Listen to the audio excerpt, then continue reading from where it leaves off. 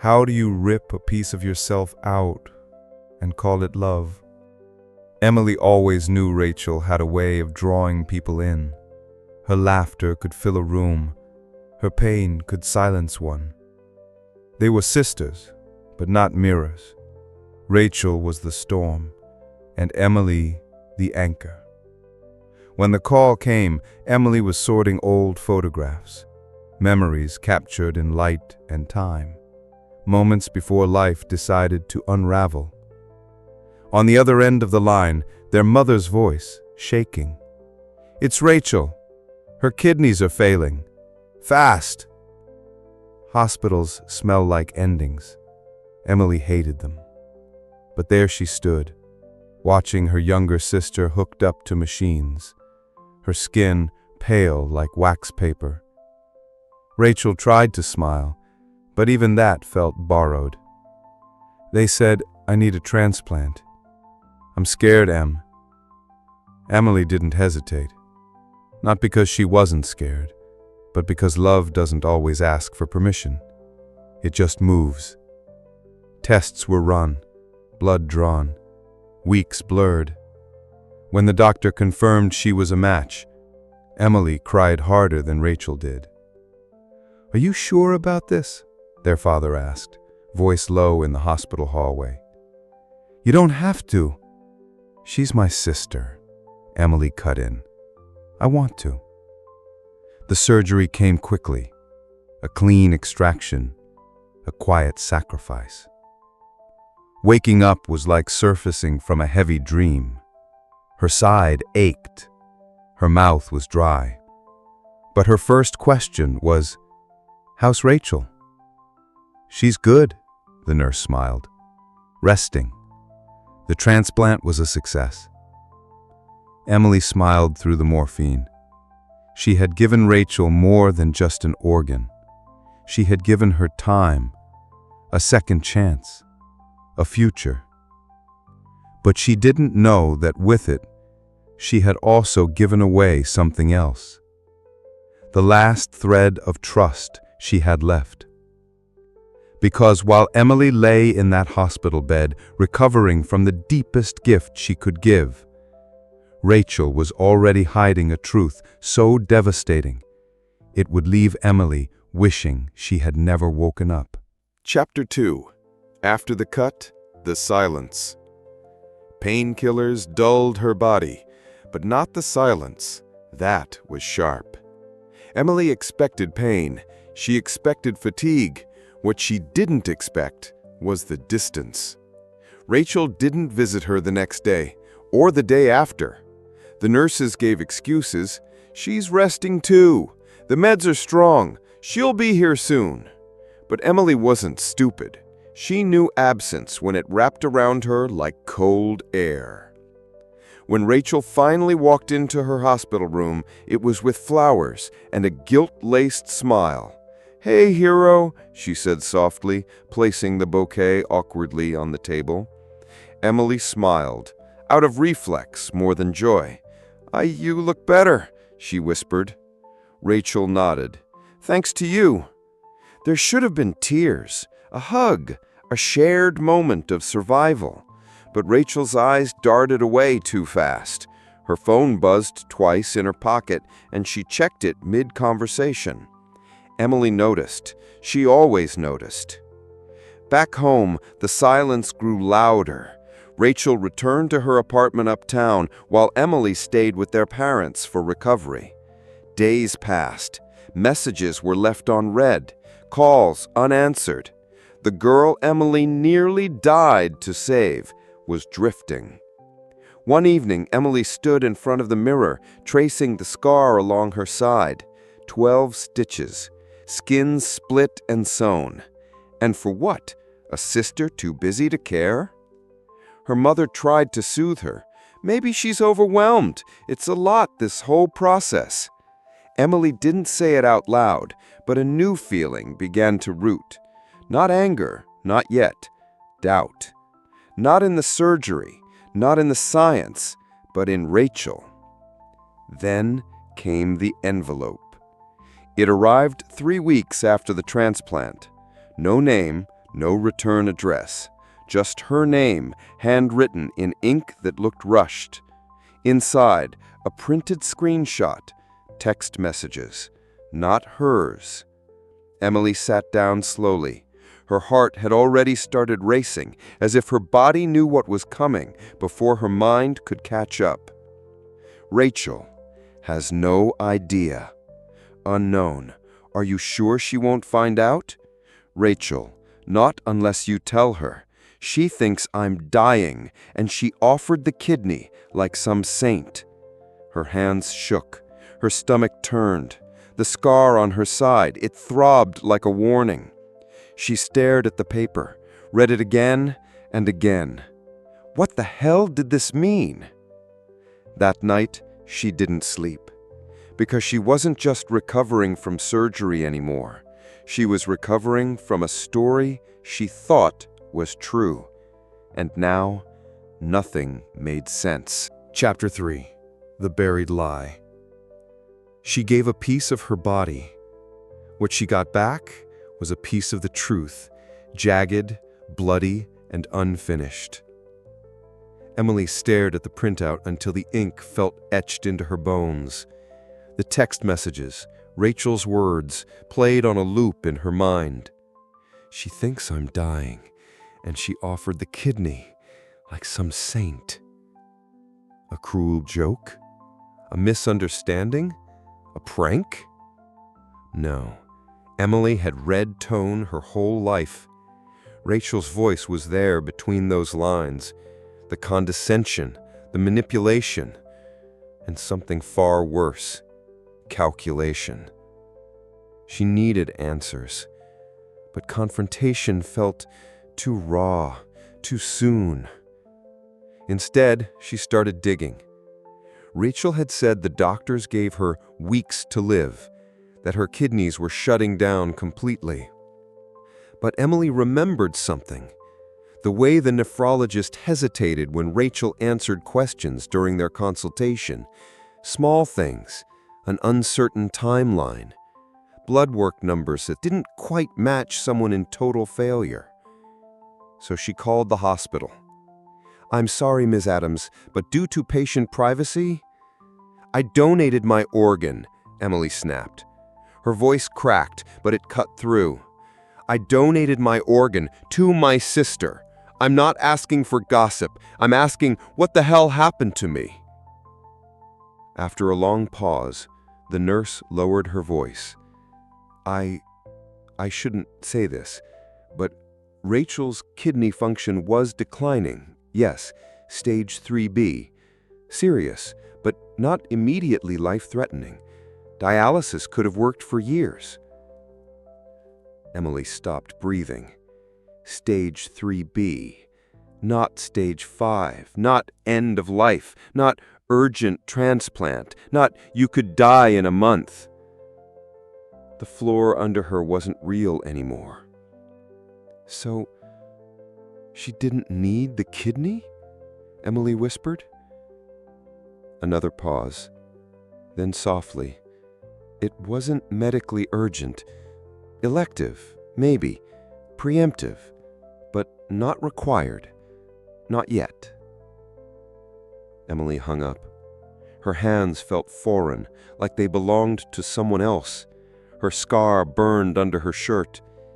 She had given up part of her body, believing it was the only way to keep her sister alive. But Rachel had lied. She'd let Emily think she was dying, let her bleed, let her weep, let her lay herself bare, all for a half-truth, carefully dressed as desperation. The betrayal wasn't just medical, it was intimate. Later that night, Emily sat in the dark of her childhood bedroom, scrolling through old texts, photos, voice messages, looking for cracks she hadn't seen before. The breadcrumb trail of a con artist in sister's clothing. She found one. A selfie Rachel had sent 2 weeks before the surgery, captioned, "Hooked to dialysis again." But behind her, no dialysis machine. Just a wine glass on a table, a party banner out of focus. Rachel, in eyeliner and lipstick, pretending to suffer. Emily covered her mouth. She wanted to scream, or vomit, or rip her scar open again, just to remember the pain was real. Because now she knew Rachel didn't just lie to her. She used her. Her sister didn't just steal a kidney. She stole her trust, her agency, her right to say no. Chapter 4. When love becomes a mistake. There's a kind of pain that doesn't scream. It just waits beneath the skin, right where they cut you open. Emily had spent most of her life believing that love was sacrifice, that being the bigger person meant bleeding quietly as long as it was for someone you cared about. But now she sat on the bathroom floor shaking, realizing that maybe she hadn't been selfless. Maybe she'd just been conditioned. Rachel hadn't robbed her with violence. She'd done it with stories, with tears, with the image of a sister dying, a picture she painted so vividly Emily never once questioned it. And that was what hurt most. Not the incision, not the organ, but the consent that was never really hers. She stared at herself in the mirror, pale skin, tired eyes, hair matted from too many nights of restless grief.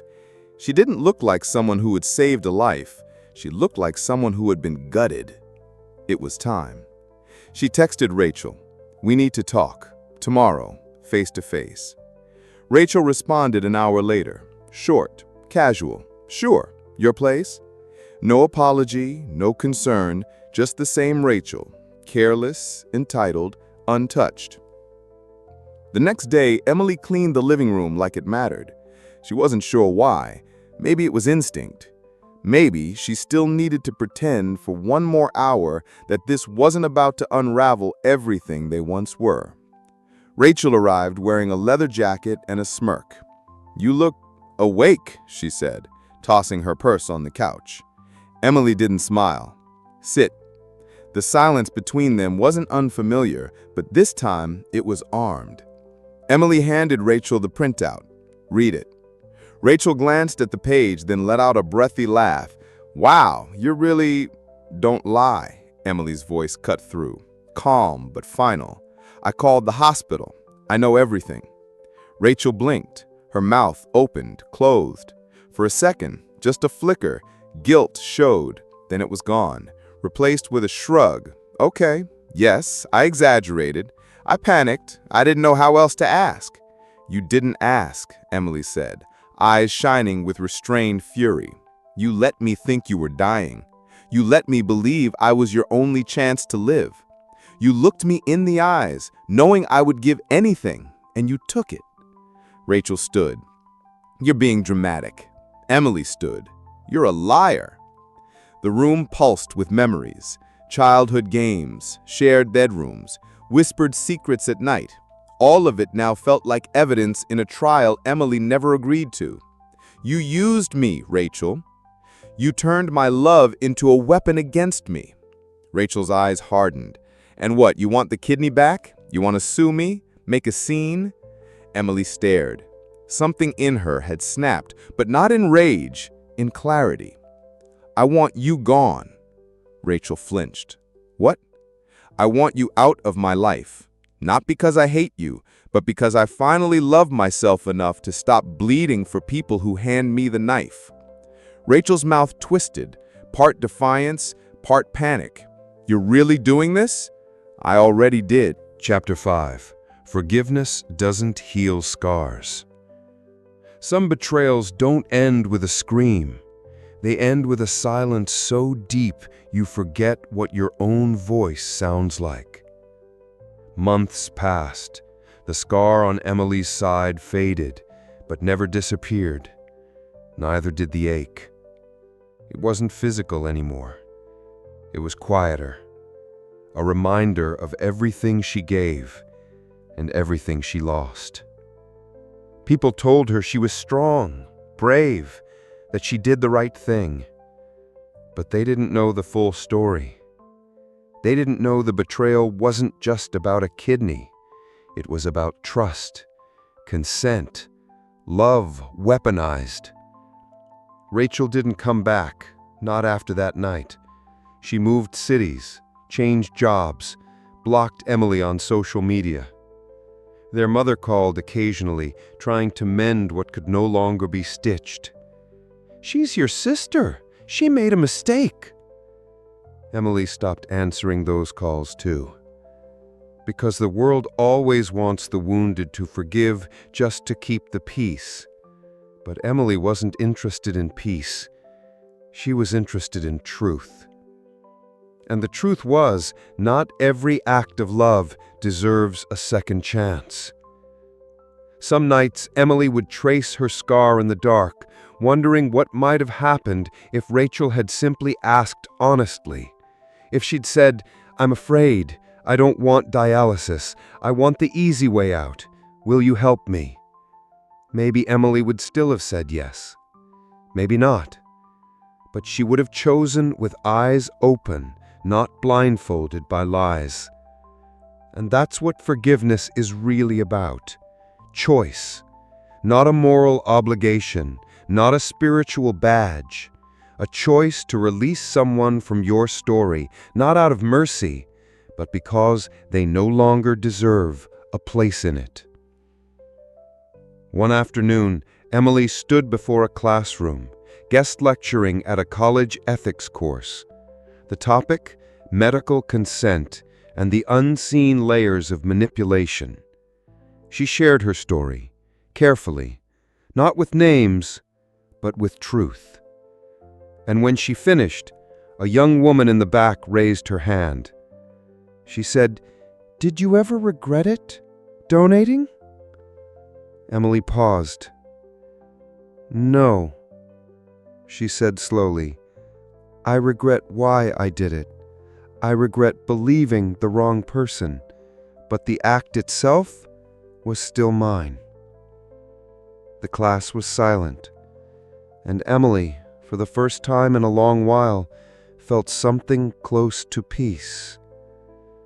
Not because the scar was gone, but because she had stopped giving it permission to define her. Sometimes, the people we'd give everything for are the ones who never deserved a piece of us.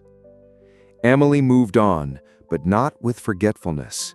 She moved on with memory, the kind that doesn't haunt, but warns, the kind that reminds you even love needs boundaries. Her story isn't rare. Some of you watching this have given parts of yourselves, time, money, health, silence, to people who never truly asked, just expected. And when the truth came out, you were left holding your own heart in pieces. If this story spoke to something you've lived, if you've been betrayed by blood, by trust, by someone who wore love like a mask, you are not alone. Tell us in the comments, what would you have done in Emily's place? Would you forgive? Would you cut ties? Or would you still believe in second chances?